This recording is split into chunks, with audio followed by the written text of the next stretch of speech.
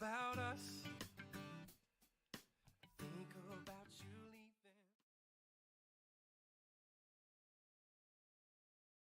leaving. What's up, everybody? Welcome to the Performance Medicine Show. I hope you guys can see me, can hear me. We are live from Australia this week. Huge thank you to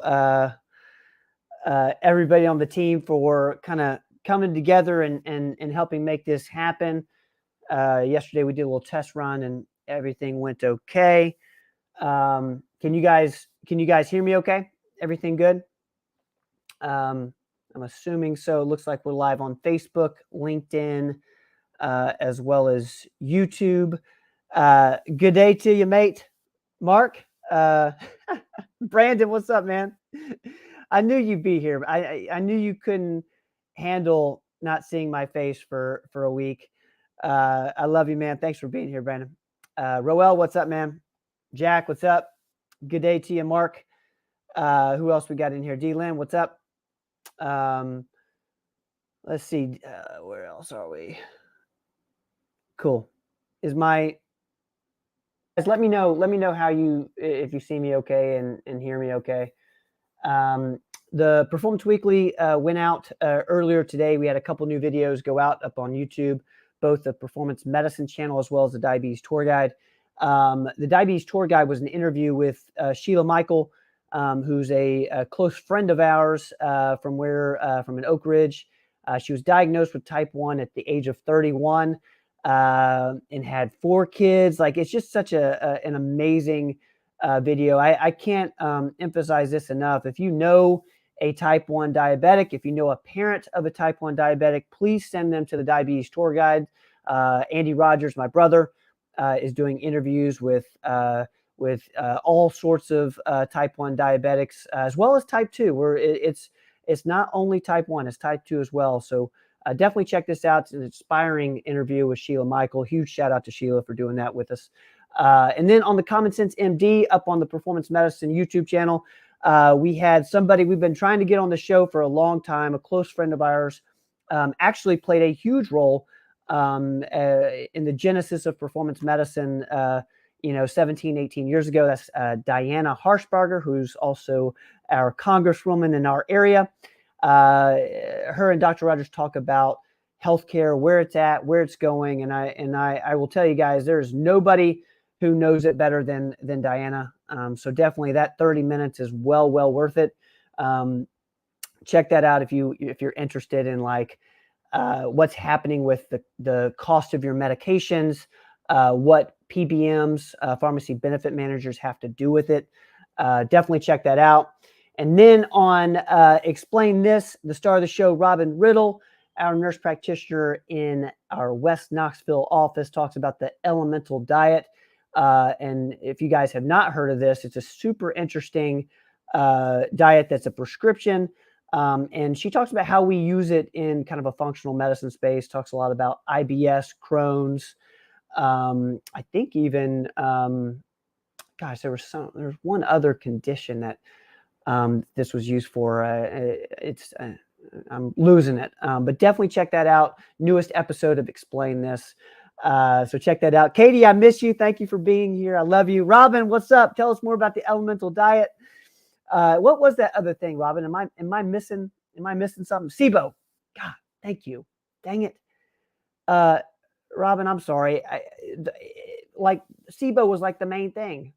So check that out. If you know somebody with SIBO, if you have SIBO, that's one of those conditions that's super difficult to treat. Robin talks about the Elemental Diet and how she's using it with that. So definitely check that out. Man, we're having such a good crowd tonight. Thank y'all for being here. We're going to get up and running. Thank you, Roel. I think it's freezing up a little.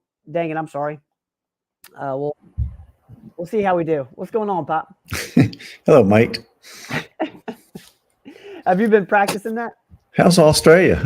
I'll say mate a lot, hanging around you guys, Australian people. I say mate quite a bit. Well, you look awesome, man. Your hair's finally, it's growing out. I know you had a It crew is? cut here. Yeah, Really? Yeah, I know it is finally growing out. Yeah. Not like Andy's, but it's okay. Are you on that minoxidil finasteride combo Yeah, Andy talked me into it, and Happy Healthy Hair. I and think happy healthy hair? that's the one that's doing it. Usually you're in Australia. Mhm. Congratulations. We talked a couple times, and I'm glad you're having a great time. He told me last night all I needed was a tasty wave and a cool buzz on the beach. Usually you have the most boring background in your apartment Mhm. or the Fountain City office, but what's that behind you tonight? Move your These are head and let me. these are that's I guess Aussie ladies. Yeah. I'm in an Airbnb, so we got some artwork on the walls, and honestly, it's wonderful. The setup here is wonderful, and we're having a blast. One of my It's best hot buddies. there. Tell us Yeah. a little bit about Australia. How is it? I know you've been there before playing tennis. How is it this time? It's super hot. Last time I was here, it was during the winter time, but it's super hot. But it's beautiful. I'm in kind of a tropical area now, on Hamilton Island, which is it's a group. It's a part of a group of islands, I believe, in the north. So we're kind of on the edge of the tropics. So you're on the Great Barrier Reef, right? Yes, exactly. People come here to see the Great Barrier Reef. But having a blast. I certainly I miss you. I miss our team. I'm so thankful for everybody. Kind of just keeping the show going, and I'm so glad. One thing. This is such a selfish act on my end. There's so many different No, people not who at could have all. done this. I love doing this. I love being here with you guys, and No, I this is great. appreciate. I'm glad you're able to take some time off, and you deserve it. We miss you, but we're glad you're having a great time. Have fun. Mar- Have you learned any new phrases or anything? Uh, golly, you're putting me on the spot here. Shrimp on the Barbie is not a new one. No, that's not new. I hear that one at Outback all the time. Restaurant. Barbecue just means cooking out. So having a barbecue. Okay. You say, oh, here's what I did. I did know this. In one of the towns we were in, there was a thing for mate rates, and that's for kind of, I guess, a discount or something. So Katie, we got to work on some mate rates for everybody who is a part of this show. For some reason, I thought mate rates was like the coolest thing of all time. Mate rate. That's mate rate.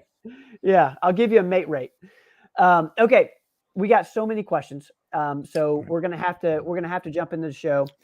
Bianca, it is you're gonna laugh at this. It is 10 a.m. on Wednesday, December 6th. So so the hardest part of doing this show was figuring out what time 7 p.m. on Tuesday is in Australia. But we did it. We figured it out, and we're here. So we're going to answer all your all your questions. If you have a question for Dr. Rogers, go ahead and put it in the comments. Thank you guys for being patient with us over the last week or so. Doc, you ready to roll? I'm ready. Yeah. Katie's saying we're okay from a tech standpoint. So if we freeze up, let us know. We'll try to adjust. I'm going to try to keep as still as possible. Let's see here. Let's go. This is one that came up yesterday on YouTube that I really wanted to start off with. How long can you take CJC with ipamorelin before you need to cycle off? This is CJC 1295, I believe. What's your thoughts on this? Yeah, usually you can take it for several months. There's no tried and true rules about that, but I do recommend after you've been on it maybe 6 months, taking a month or two off. I just think it works better. You won't build up a tolerance. And so we kind of like to pulse it like that a little bit, but that is my favorite peptide, by the way. That combo? I really like that combo a whole lot. And that's a good one. Let me ask you one question. So I hope that helps. So a few months, you could, gosh, you could probably take it longer than that. And it's not going to hurt you.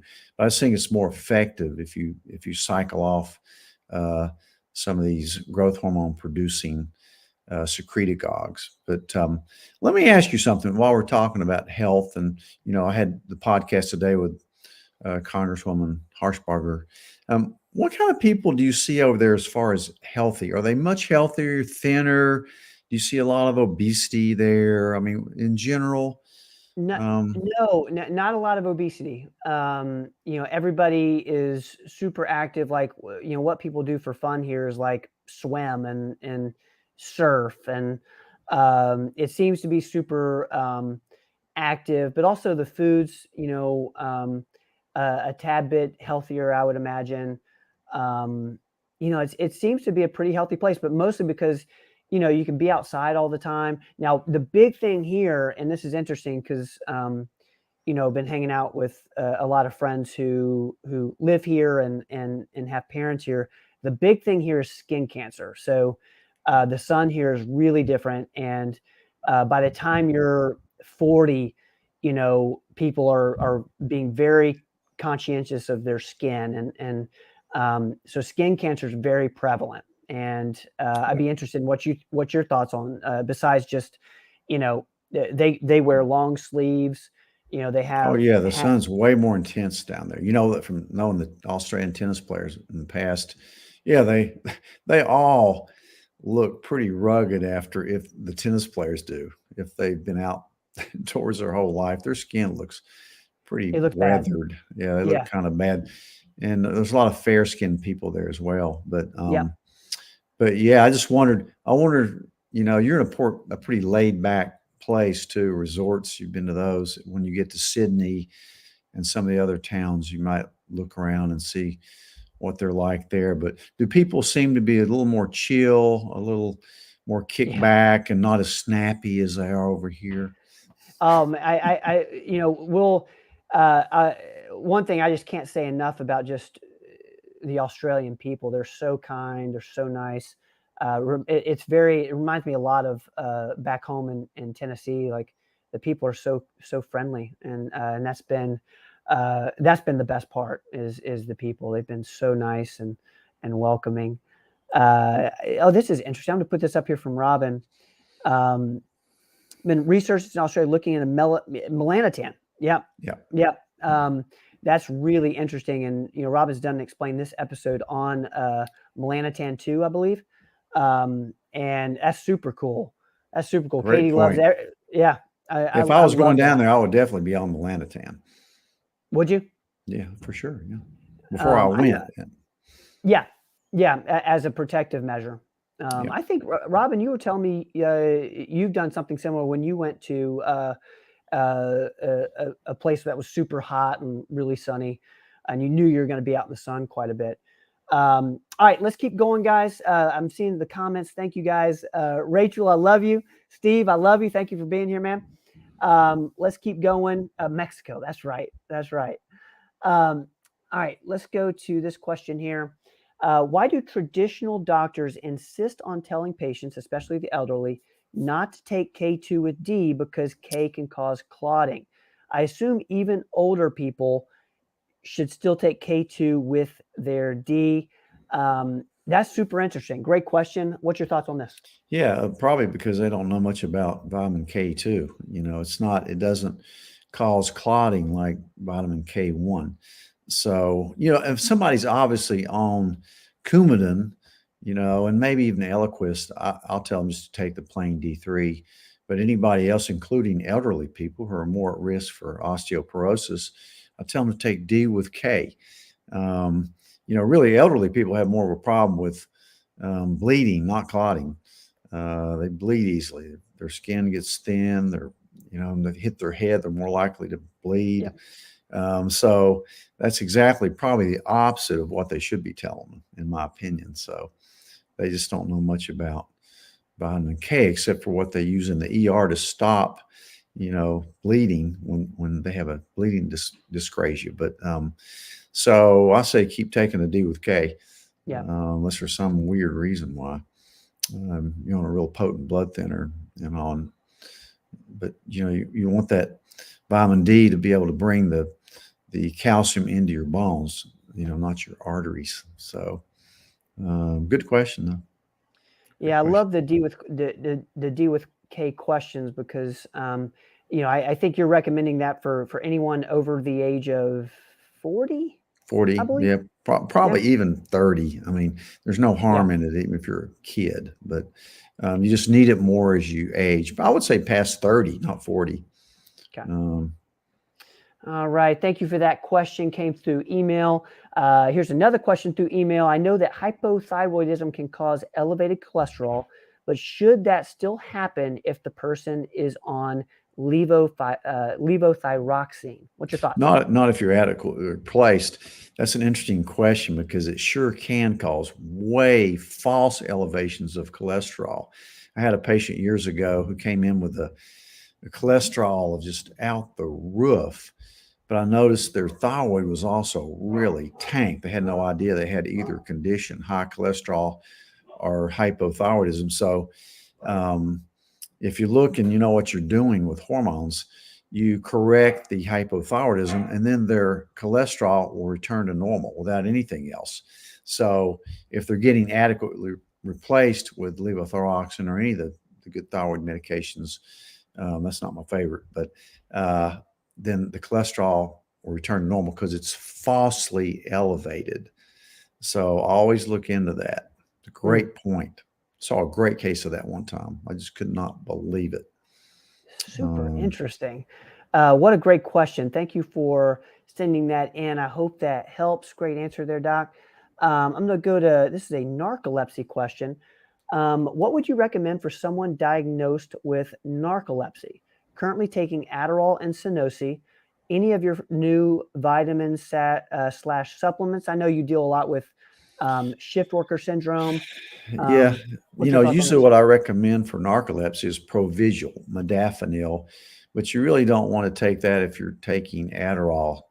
You just don't need two stimulants. I ran into that case today.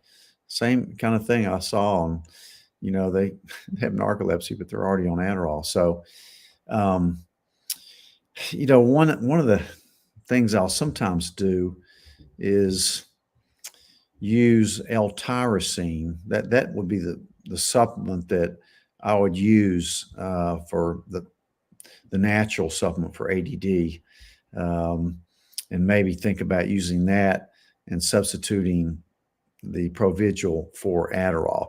Again, a lot of it depends on what your goals are, which is worse, ADD or your narcolepsy. I mean, I've had pretty good success with modafinil, Provigil, just treating ADD with that as well. It's not quite as good as Adderall, but it's a lot easier because it's a class 4 drug, not a class 2.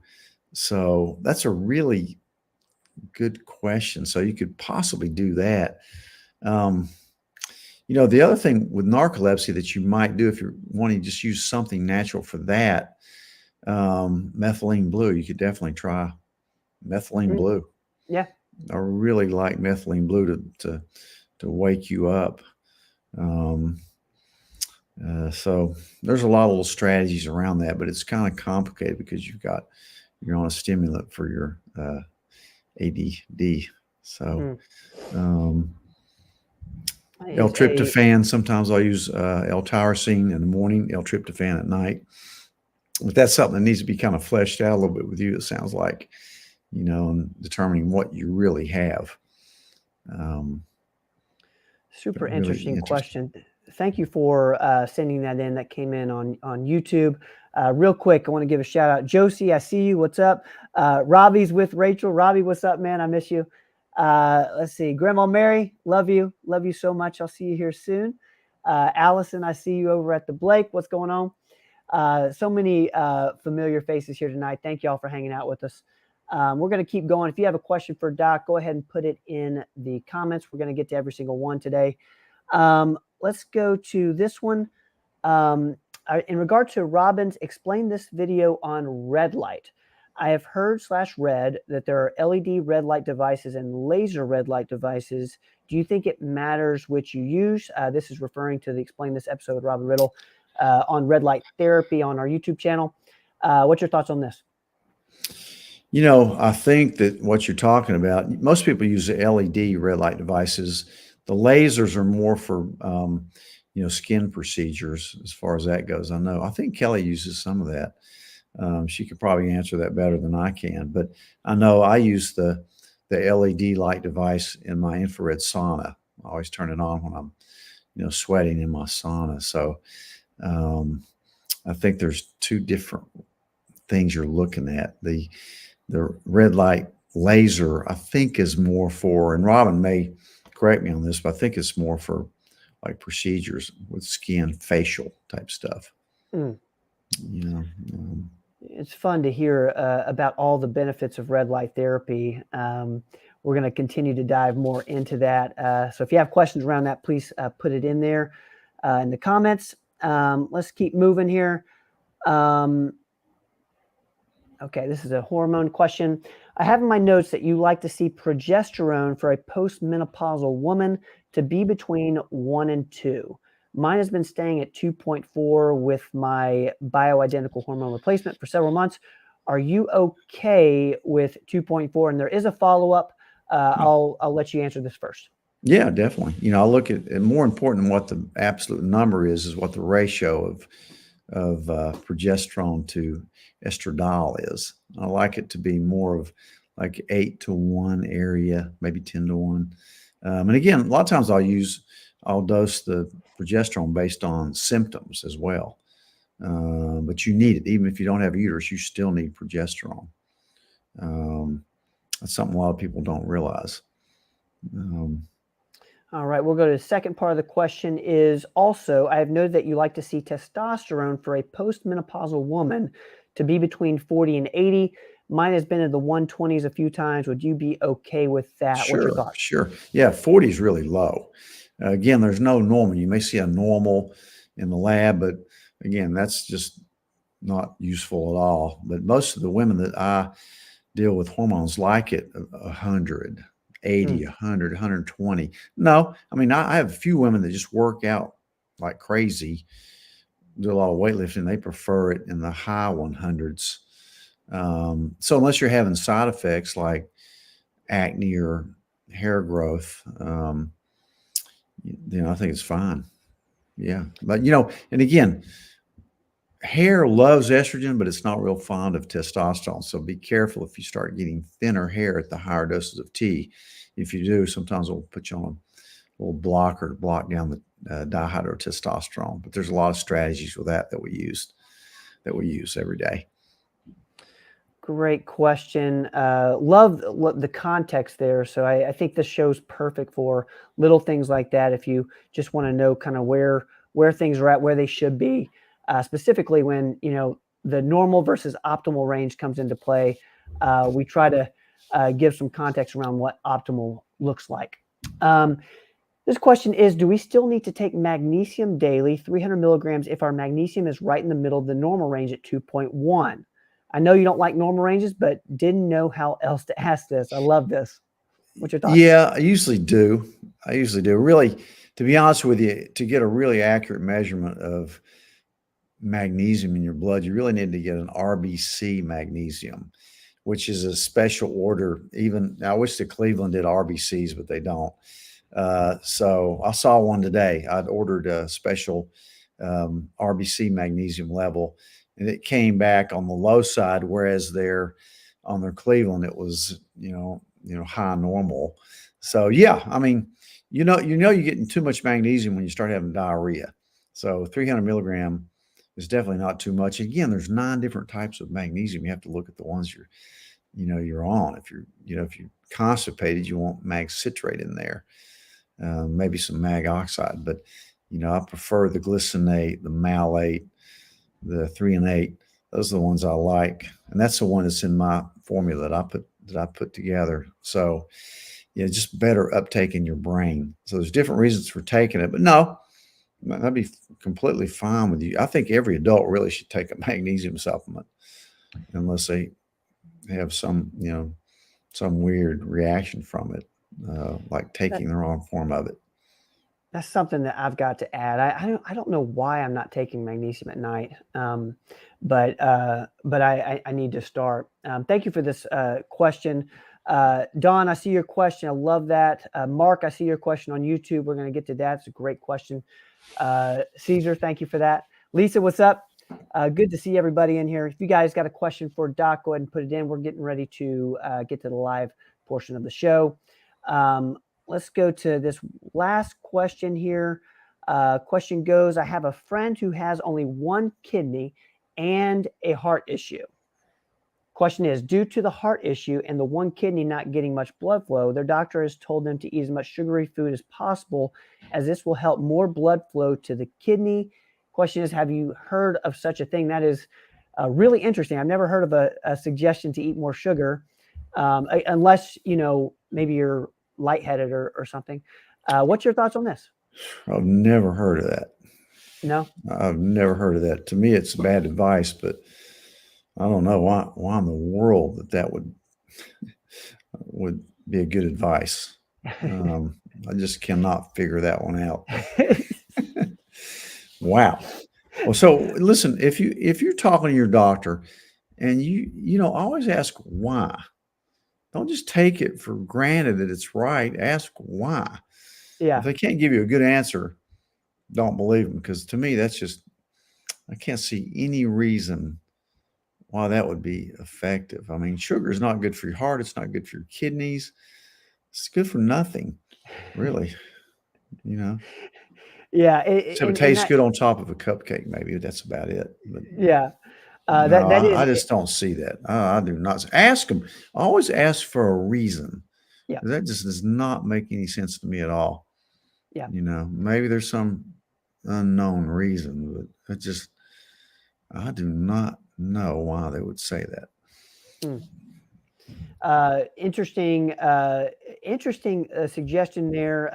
I'm with you. I've never heard of eat more sugar as a piece of advice in the medical / health world. But thank you for those questions. As always, you guys make this show so amazing. These questions came in throughout the week, and we certainly do appreciate it. Gets our blood flowing and gets us kind of ready for the live portion, which is where we're at now. So if you have a question for Doc, go ahead and put it in the comments. And one quick thing I will say is one of the best ways to use this time every week with Dr. Rogers is kind of learning how to talk to your doctor, whether it be a specialist or your primary care, or if you have another functional medicine provider. Learning how to talk to your doctor is so important, as that question certainly indicates, and the questions to ask. All right, let's keep moving. Where are we at here? Are you ready for the live portion of the show? Yeah. There we go. I'm ready. All right, let's rock on. I'm searching for my questions here. I'm sorry, I'm scrolling through the comments. Let's get to Jack's question. One of my guitar students had an insulin reaction during his lesson. I got him some juice and he was okay, but what concerns me is if he would have passed out, I wouldn't have known what to do. What's your thoughts? You're the perfect person to ask for this. Well, first of all, I just happen to have something right here that may help. This is my Guitar Hero. And so, just start thinking about Jimmy, bring him back from the dead, because he was the greatest guitar player ever. I don't know why I have him sitting here, but I also have my performance pick here. But so I love the guitar, Jack. Maybe I need to take a few lessons from you. I definitely probably do. I love it. That's an interesting, it'd be interesting to see, was it a type 1 diabetic? I assume it was probably a kid. So that's a very important question. Yeah. And you need to know what to do. That's why, raising 2 type 1 diabetic kids myself, I know the answer to this because I've seen it happen several times. Get some sugar in them. If worse comes to worse, Type 1, okay, that makes sense. So hopefully, when you have a kid, especially that comes to you as a teacher or anything, that teacher needs to know this is a type 1 diabetic. You need to ask them, do you have a glucose pen here? Do you have some sugar pills? So hopefully they do. Now that you have a type 1 diabetic, you need to get some glucose tablets. Yeah. And if you notice something strange and they say, I'm not feeling too good, you immediately put one of those glucose tablets under their tongue. Or there's even paste you can rub in their mouth that gets absorbed. If worse comes to worse, they're probably going to have a glucose pen with them that you kind of use it like an EpiPen. I mean, you just punch it in their muscle and it's pure sugar and it wakes them up. But I always think about if they're really starting to seize or something, calling 911. But you can always assume that the sugar's low, not high. Yeah. You're not going to overtreat a high sugar. So they're not going to go into DKA all of a sudden. So it's most likely going to be a hypoglycemic reaction. And again, you've got time. I mean, it's not like they're going to have a cardiac arrest. They're not going to. Your main concern is that they don't hit their head on the way down. So get them in the floor. Whenever anybody's in my office about to faint, and I can always tell if they're going to have a vagal reaction, let's lay down. You cannot faint when you're laying down. Then I get the smelling salts out. Yeah. Or yell for the nurse to get it. But that's a great question and something everybody ought to know. So, they probably have a pump. Their pump, they may not have eaten. It's going to happen with little kids, especially. So you need to be prepared for that. Yeah. So tell them to warn you.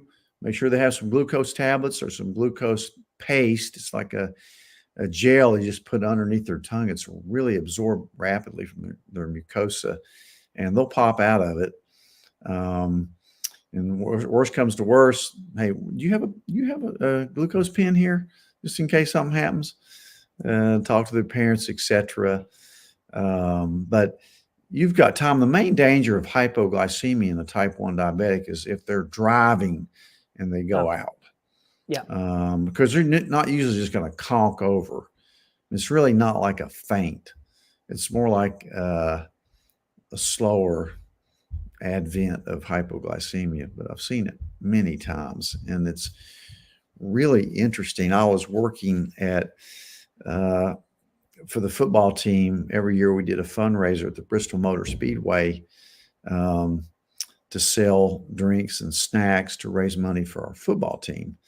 And one year I was sitting there, and there's this older man who's just staggering around in the hall.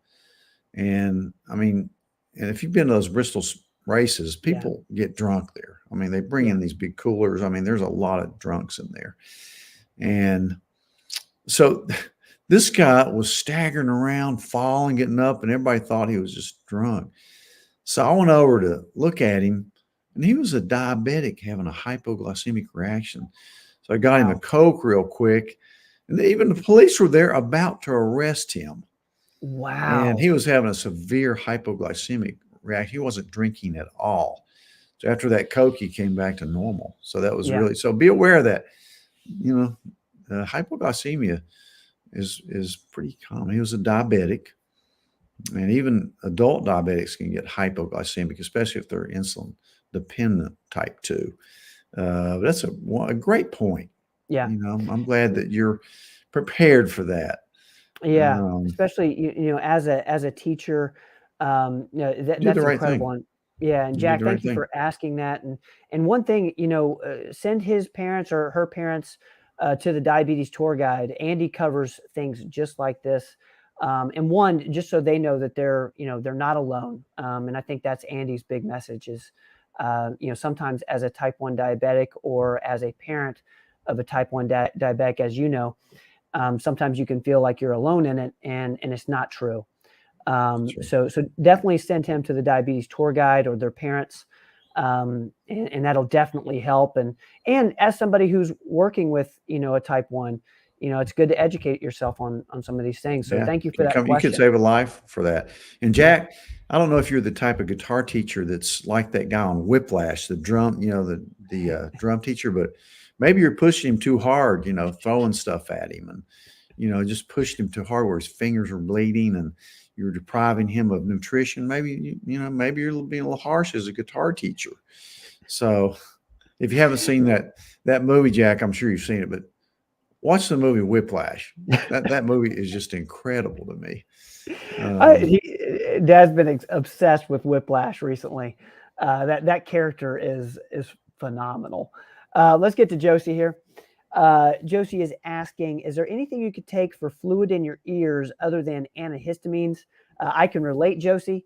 This is something that happens to me every once in a while, and it's super annoying. What's your thoughts on this? Yeah, I guess you're talking about fluid in the middle ear, that is behind the eardrum, and not fluid that's kind of draining out. Right. There's right. two different types, but actually the worst thing you can take for fluid in your middle ear is an antihistamine. Don't take an antihistamine. You get what we call a glue ear. It dries it up too much. So what you really need is something to open up that eustachian tube, like a decongestant, Sudafed. Phenylephrine, they found that it doesn't work. So don't waste your money on that. They'll take it off the shelf soon anyway. They just found that out. But use Flonase. And if it's really bad, use 2 or 3 days of Afrin. That'll open you right up. Yeah. But I assume you're talking about middle ear where it clogs your eustachian tube up. Fluid in the outer ear canal is a little bit different matter. But we see that sometimes too with external otitis. But that's a really good question, though. Don't. A lot of people think I'm going to take an antihistamine. Don't take an antihistamine for that. Josie, thank you for putting that in there. I see Carly's in here. Carly, it's so good to see you. Let's see, Coal Miner's Daughter. What's going on? Great to see you. Thank y'all for hanging out tonight. Let's keep going. Where am I at? I apologize. I keep losing my spot. Kathy, what's up, Kathy? Kathy's asking, is saffron and sapphirus the same thing? I don't know saffirus. Saffariel is the same thing, is a form of saffron. I'm not sure about sapphirus. I don't know. Interesting. But sapphirel is. Yeah. Mm-hmm. A form of it. Yeah, but sapphirus, I'll have to look that up. I'm not sure. All right, Kathy, we'll have to get back to you on that one if it's sapphirus. Let's go to D. Lynn on YouTube. Is there a good supplement that will assist losartan for high blood pressure? I'm taking 100 milligrams and my blood pressure is all over the place. I've been walking and I've lost 15 pounds. Still need to lose more, but it's a start. Congrats, D. Lynn, on losing 15 pounds. That's incredible. What's your thoughts on the supplement with losartan? Yeah, I mean, again, if you have essential hypertension that you need medication for, losartan or that class of ARBs, angiotensinogen receptor blockade, are the best ones because they have the least side effects. I don't like lisinopril for a lot of reasons, but I do like the class of ARBs. Losartan is the most common generic one. So I do like that. And again, a lot of people, their next step is to add HCTZ, but I do not like HCTZ, the diuretic. It's inflammatory to your arteries. It lowers your testosterone. It screws up your electrolytes. Just avoid that kind of fluid pill. If you have to take a fluid pill for that, take something like spironolactone, way safer. And but as far as supplements, there's a lot of them. I like garlic a lot for that. There's a lot of other. I take a garlic supplement. I like hawthorn a lot. That's a good one. I've even had some pretty good success with berberine, especially if you have metabolic syndrome that, where you have you have some insulin resistance as well. So, I mean, a lot of people think insulin resistance is the key to everything. Yep. As far as that metabolic syndrome, it probably is. But yeah, try that garlic or berberine, hawthorn, uh, and see how you do on that. And again, I'm glad you're exercising and losing weight. Get a good night's sleep. Make sure you don't have sleep apnea. Um, and those are really good things to do. And monitor your blood pressure at home. It may not be high all the time like that. Mm. Because sometimes when you go into a doctor's office, you have a little white coat hypertension, and Yeah. it's not real representative. But yeah, start there and keep going with that. All right, D-Lynn, I hope that helps. I'm going to put this up here from Caesar. This is such a kind thing to say. I took Dr. Rogers' Energy Complex today, and it helped so much with keeping me focused and was able to get lots of work Great. done. That's awesome, Caesar. Thank you, Thank you Steve. I for. appreciate that. Yeah, I love that supplement. Oh, one other thing about the hypertension, magnesium, of course. Oh. Magnesium is great for blood pressure, lowering blood pressure. D-Lynn, magnesium. I want to make sure D-Lynn catches that. Thank you, Caesar, for the kind words. I'm going to get to Mark's question. This is super timely. Any thoughts on the latest Chinese pneumonia? A lot of conflicting information from government to medical sectors. The media has changed its name 3 or 4 times. Do you think this is serious? We don't know yet. From everything I've read, don't know yet. I mean, what they call it, white pneumonia, pediatric pneumonia now, I think they're calling it. They're not really sure. They think it's probably mycoplasma, which is a very common bacteria that's harbored in the nose and throat of most people. So if you get a test for it, a blood test, they say, you've got walking pneumonia. My God. Well, most people test positive for that, whether they've had it or not. I talked to an infectious disease doc one time. He says he never even checks a blood test for mycoplasma because it's always positive. It means nothing. So we don't know yet. It doesn't seem to be a novel type of bacteria or virus that I've seen. Again, what do you believe nowadays, especially coming out of China? They're non-transparent, so who knows? But I mean, they've even reported some of similar things with kids in America. But I suspect it's some of the stuff that we've always known about anyway, like RSV or influenza. But one reason that of course, mycoplasma is responsive to Zithromax. And that's one reason I'm really easy to put somebody on Zithromax. And I don't worry too much about antibiotic resistance like a lot of people do. Interesting. And I worry about it, but not like some people worry about it. And they won't ever give you an antibiotic until you're really sick. I tend to treat on the early side. That's why most of my patients, if they ask me, I'll give them a prescription for a Z-Pak or one out of the office for a take-home. Maybe save you a trip to the hospital emergency room. As we learned with COVID, I really think Zithromax, I think it fights viruses. Mm. That bacteria superinfection gets on real quick. So that's my philosophy, just through experience. Mark, thank you for asking that. I hope that helps some people here tonight.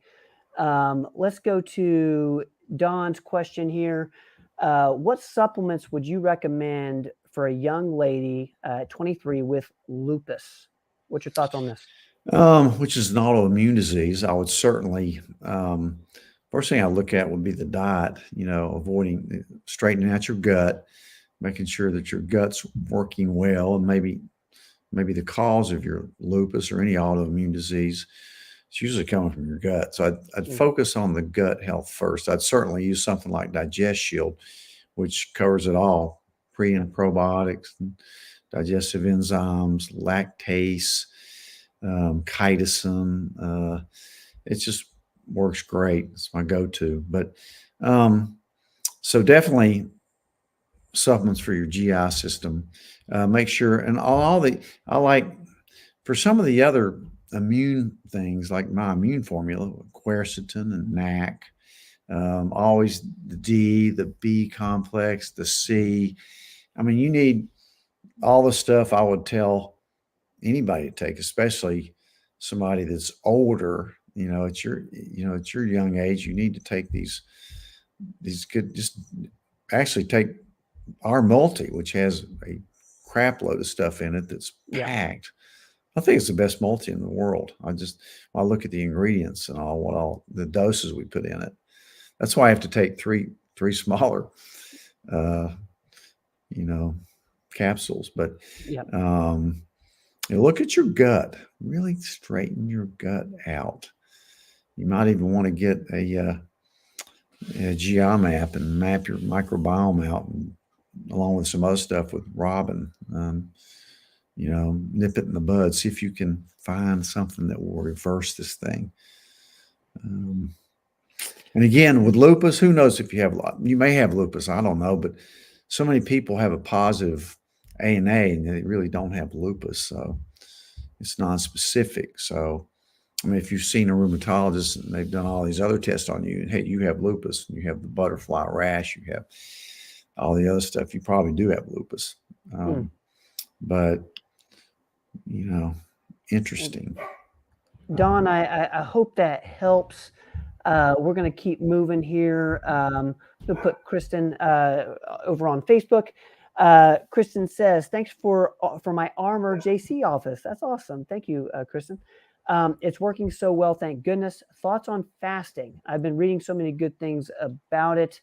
Doc, what's your thoughts on fasting for Kristen? Yeah. I just am reading a book too right now. I just ordered it and got it a couple of days ago. It's by Dr. Boz, not Dr. Oz, Dr. Boz. She's an internal medicine specialist in North Dakota who's really big on ketosis, but she talks a lot about fasting. I do think fasting can be a good thing for you. I really do. Because it puts you into ketosis. And again, you can do intermittent fasting, which I try to do every day. And I think it's really helped me. I don't eat past 7 and I don't eat until lunchtime. And I think it's really helped me feel better. It certainly helped my gut, along with DigestShield, just amazing, great thing for my gut. But so I like fasting. There's a lot of evidence that it's great for cancer prevention, cancer reversals. And that's what Dr. Boz's book is about curing cancer. And I like Dr. Seyfried's his research on fasting and ketosis as well for cancer. And it's really good. I just ordered one of his books as well. And because it seems like we get a lot of cancer patients coming to us, that want, in addition to the traditional treatment, they want some other things that will kind of pull out all the stops, because if you have cancer, you need to. And I want to dissect these books and digest them and do a podcast on both these books that are really just fabulous for, working with cancer patients and overweight patients. So yeah, I do like fasting. Can you can you say those 2 books again one more time? What books? Dr. Boz. I wish I had it sitting right here on my. Maybe Ginger will bring it down, but it's sitting on where I read all the time. And then Dr. Seyfried, Seyfried. And it's a book about ketosis. He has a lot of, in relation to cancer. He has several different books. I think I ordered his latest one. It's not here yet, so I can't tell you much about it. But, his theory is that most people are approaching cancer from the wrong aspects. He thinks it's a metabolism problem. And there's no doubt that cancer loves glucose, sugar, and the cancer also loves glutamine. And so you have to have, it's a non-essential amino acid, but you need some. If you blockade all your glutamine, you're going to kill your gut and hurt your immune system. So he does a pulse press technique that I'll go into when I do this podcast on it, but it's it's a good deep dive, but I love fasting. I really do. You can do it. It's in the Bible. There's a reason Yeah. why it helps people. Yeah. And so I'm all for it. And again, you don't have to go on a 40-day fast. There's slowly ways of working into it slowly. But I really think a 24-hour fast is good for about anybody. The most I've done is 38 hours. On a 24-hour fast, you don't need to be monitored or anything like that? 24, no. If you do it more than 3 days, you do. Start looking at electrolytes and stuff like that. But, and again, when I say fast, water, electrolytes, that type thing. But really interesting. Stay tuned on that. Great question. Thank you, Kristen, for that question. I hope that helps. I'm going to put Lisa up here. Dr. Rogers, I've now lost 110 pounds. Man, Lisa, that's incredible. That is incredible. We're so proud of you. However, I feel something is catching up with me. Fasting for 23 hours with just a small amount of food daily on my thyroid or something is causing me to go into AFib, and at other times high heart rates of sometimes over 150, sometimes with dizziness. Should I worry or change something in my regimen? What could be causing this? It seems that she's fasting for 23, eating 1 hour of the day, that's an intense intermittent fasting. It is. If you read Dr. Boz's book, that's what she does. She eats 1 meal a day. For some people, though, it really strains their system. So if there's no other explanation, I'd think about maybe going down to 2 meals a day within a 6-hour window. But if you have AFib, certainly you need that worked up. AFib can cause strokes. And for some reason, we're seeing a lot of AFib. I think a lot of it may be related to COVID, maybe even the jab, either one. But we see a lot of AFib now, way more than we used to see. I think there's a lot of triggers. I've seen stress trigger, lack of sleep. I've seen sleep apnea cause it, along with hypertension. But you need to make sure nothing structurally is wrong with your heart. You need an echo, of course. You need Holter, and it depends on how much. You may need an Apple Watch to kind of monitor how often you're going into AFib. You need a blood thinner. The main danger of AFib is stroke from blood clots, from blood not circulating in that atria. So needs a workup for sure. Could be a lot of triggers. But atrial fibrillation in itself doesn't kill you, but stroke could. Stroke could be terrible. So make sure you get that worked up properly with a doctor who knows what they're doing, like a cardiologist. But yeah, interesting. Now we're seeing a lot of AFib. But if you think that it could be caused by doing that 23-hour fast every day, and again, always check your thyroid too. Fasting can definitely throw your thyroid off a little bit. I don't know what other medications you take, or and of course, if you've gotten your electrolytes out of balance, they could flip you into that. So it needs a workup. And I would suggest maybe being a little bit easier than the 23-hour fast, maybe. Lisa, I hope that helps. It's a great question. Keep us posted with how you're doing. Super proud of you for losing 110 pounds. I know you're off insulin now, which is incredible. So thank you so much for putting that in there. We're going to keep cheering you on, and keep us posted with how you're feeling. I'm going to get to one other thing that I will tell you that it's been in the news recently, that if you take omega-3s and you're prone to AFib, it could make it worse. So my suggestion to anybody in AFib is probably not to take fish oil right now. Interesting. At least in high doses. That was only found, I think, 2 grams or more. But a lot of people take pretty good doses of omega-3s. So just keep that in mind. Okay. And we'll keep talking about AFib since, we're starting to see more of it. We'll to do. So thank you, Lisa, for putting that in there. Coal miner's daughter over on YouTube is seeing been seeing advertised programs for limbic system rewiring. Any thoughts on effectiveness, or is it even evidence-based? I've heard a lot about limbic system stuff being super healthy for you. I don't know what rewiring would be. When I think of limbic system, I think of the things that kind of shake you. Is that what helps with your limbic system? I don't know about that. The limbic system is a neuro pathway that controls different parts. It's kind of a tie-in between sympathetic and parasympathetic, I think. But I don't know what the rewiring thing is. I'll have to. That's interesting. I'm gonna start looking at that. I don't know. I'll do my research on limbic system rewiring. I do think you can rewire your brain. I really do. Oh, for sure. Yeah, for sure. And without using things like SSRIs and norepinephrine reuptake inhibitors and dopamine agonists and things like that. But interesting. Yeah, we'll try to look at that. Interesting. Coal miner's daughter, we will make note of limbic system rewiring and do some more research. Thank you for putting that in there.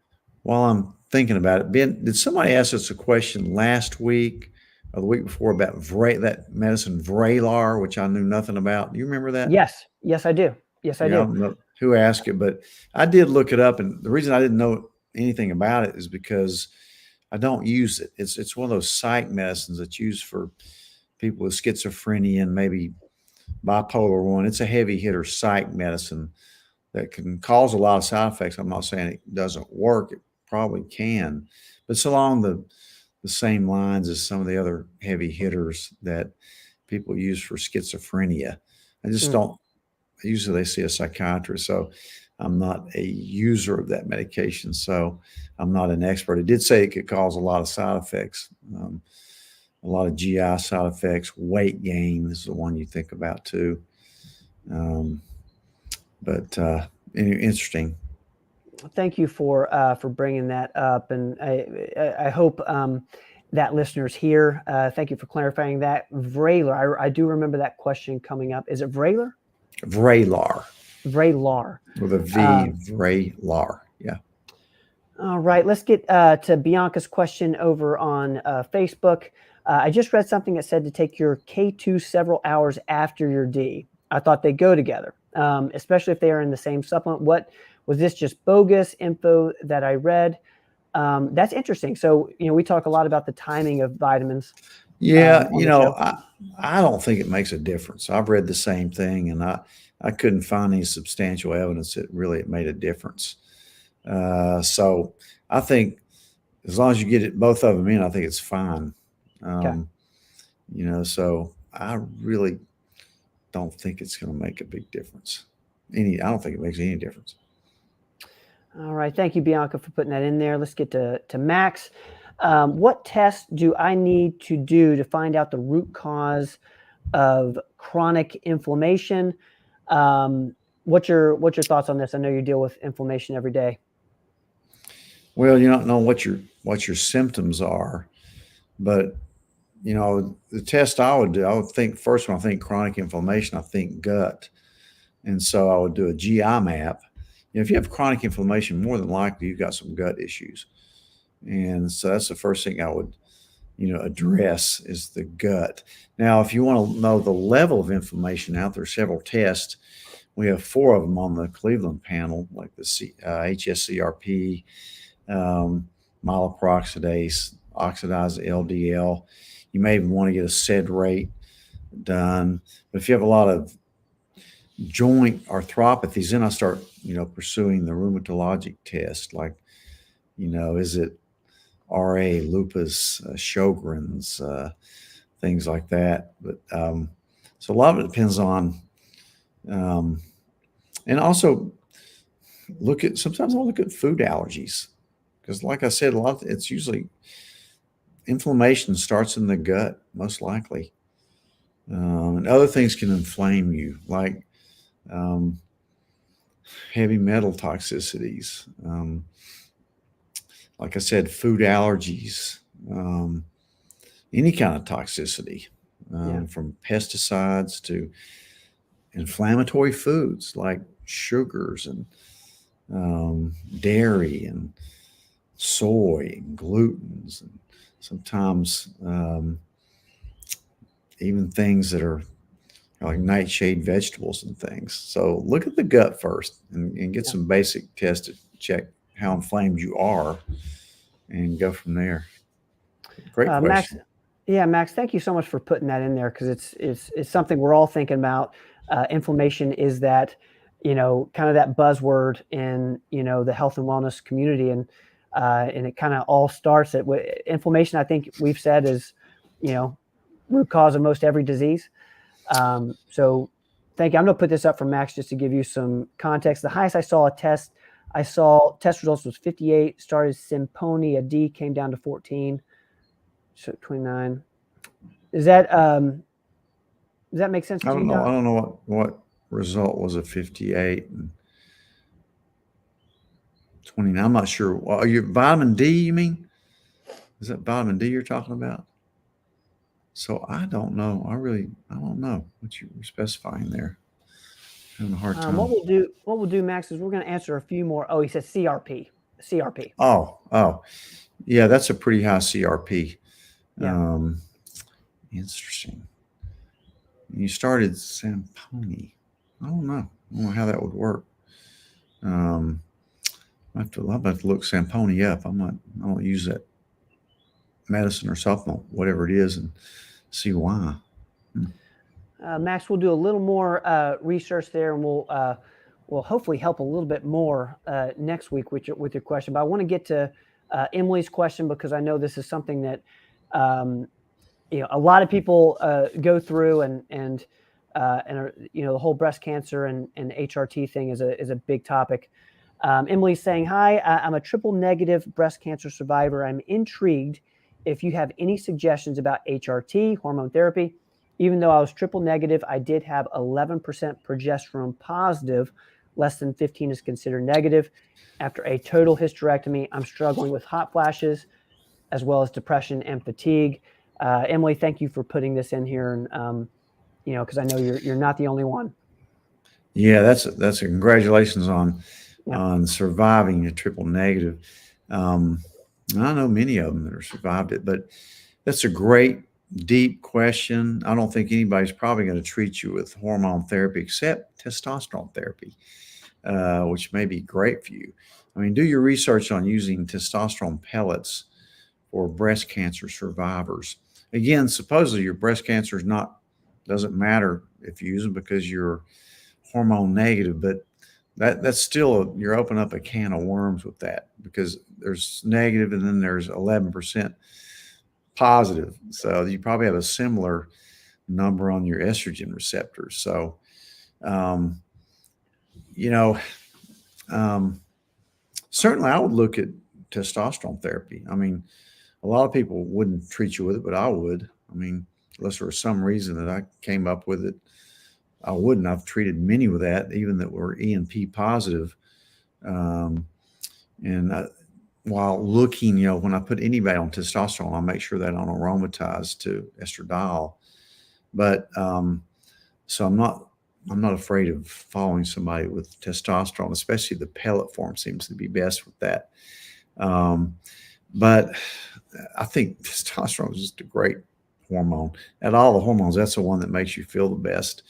And you could be depressed for other reasons. You could be tired for other reasons. And I'm sure you're probably having some. I don't know how old you are, but you may be having some hot flashes and things like that after your total hysterectomy. Yeah.